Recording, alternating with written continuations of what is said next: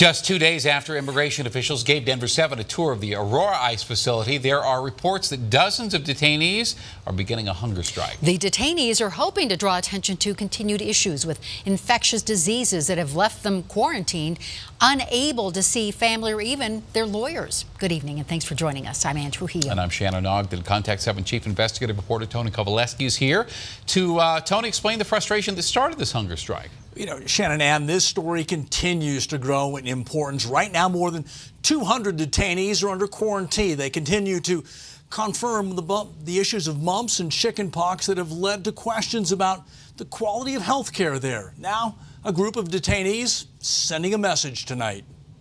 We're going on 2 months now.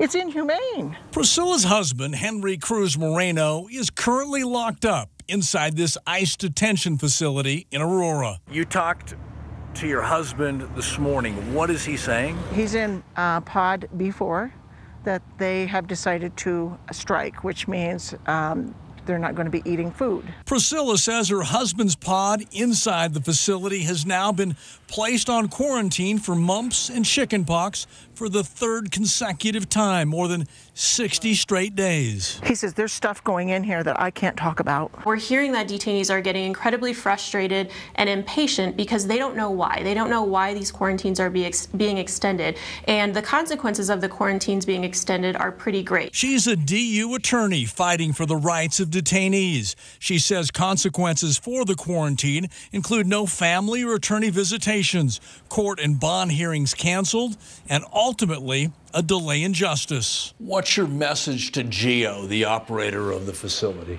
Improve medical care in the facility. These infectious disease outbreaks should not be happening, and they should not be lasting as long as they are. And that's the foundation for the frustration, a frustration that this wife of a detainee says has led to that hunger strike. Now she offers a solution.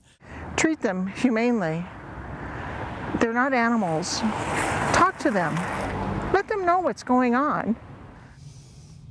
Now, we called Immigration and Customs Enforcement for a response to what we learned and what we've reported today, and they say, quote, there are no ICE detainees on a hunger strike at the Aurora facility. A little puzzling, but it's important to qualify that statement. ICE does not consider a hunger strike until detainees miss 9 consecutive meals. Ann?